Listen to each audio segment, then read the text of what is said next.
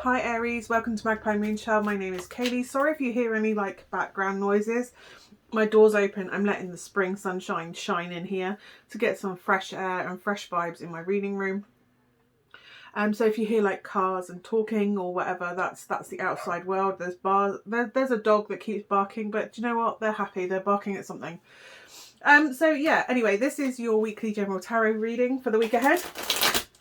As always, the housekeeping is down below, along with the subscription button if you feel so inclined as to join me on my journey and subscribe to the channel. So let's see what we have for Aries this week.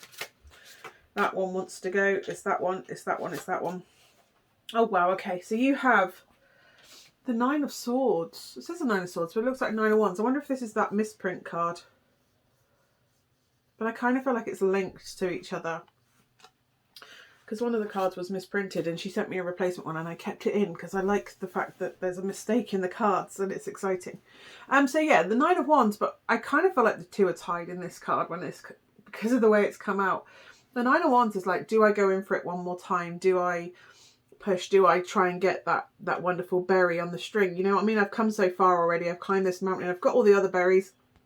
Do I give it one last go?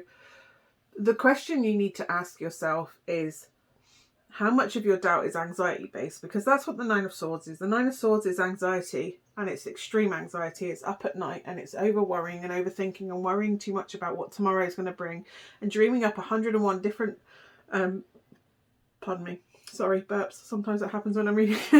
101 different apocalyptic endings, and none of them are very likely to actually ever come into being. But the fact that the potential is there is what terrifies us. And we deal with this this crippling fear that holds us back from reaching our full potential.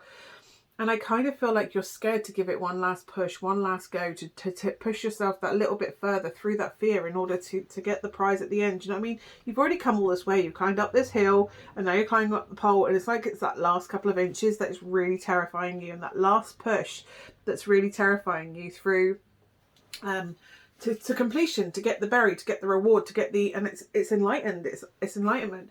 And I kind of feel like it's fear that's holding you back from completing this passion project that you're wanting to do. It's almost like you've come so far already, but you've put so much effort into it and you've worked through everything and you've had a little bit of success, and then obviously you've had a couple of setbacks and potentially other people try and rip off your idea. I don't know. It kind of feels like there's this project, this ongoing project, that you're now doubting whether it's worth that one last push to complete the project. If it's worrying too much, whether it's too similar to someone else's or requires too much more effort. But the Nine of Wands is we're very much near the end. We literally have this one more time into the battlefield, one more time into the fray.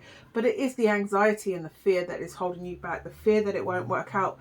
You already have everything within you to make this happen. You are more than capable of completing this and making this happen. It is just this last leap of faith, this last push, this last knowing it. And it's the fear. It's because you're about to go out of your comfort zone, and that's what terrifies you. When we sit in our comfort zone, we're not growing, we're not evolving, we're just sat there quite happily in the familiarity, whether that familiarity is good or bad. Do you know what I mean? Sometimes we can be so used to something being awful that sometimes the happiness can be the thing that's unknown to us, and that can be more terrifying than sitting in the fearful place that we already are in. And this is saying it's time to smash through those boundaries. It's time to take this last step. It's time to take that leap of faith. What's holding you back is a perceived potential outcome that is very, very unlikely to actually happen. It's fear that is holding you back. Fear and anxiety and stress, huge stress and mental pressures. And that's the result of some self-limiting beliefs that have grown and manifested and taken root inside your belief system of how you perceive yourself.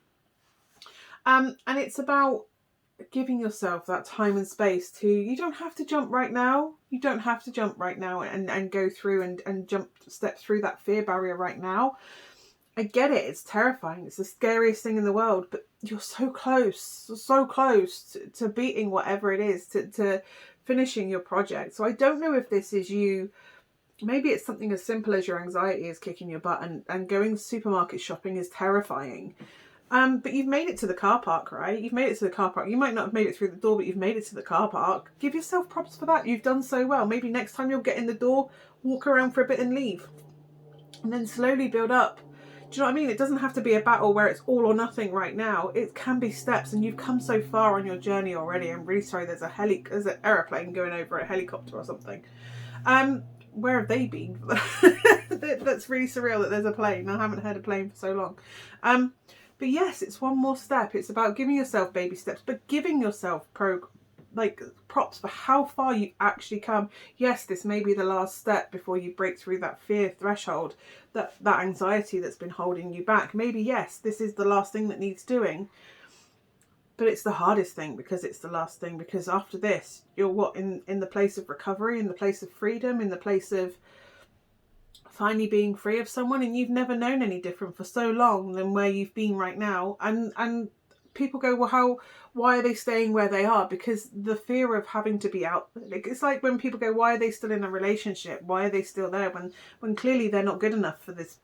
That the person they're with isn't good enough to be with them. Why are they still with this person, even though they make them sad? And I'm not talking abusive, but sometimes it's abuse. But I'm talking about a relationship that's kind of gone a bit stale and you've kind of grown apart, but you kind of stay together because the fear of being on your own, the fear of being single again, of having to go through dating or staying in a job that you kind of is all right, but it doesn't really make you happy, because going out and starting a whole new career or going out and finding a new job and a new employer. Do you know what I mean? There's a familiarity about, even if it's blah, there's familiarity there. You're not growing, but you're not diminishing, and you're just kind of stuck in this middle place. And it's kind of like, well, if I leave, I've got to start from scratch again. I've got to start, studying again, or I've got to go out dating and find someone else. What if it doesn't work out?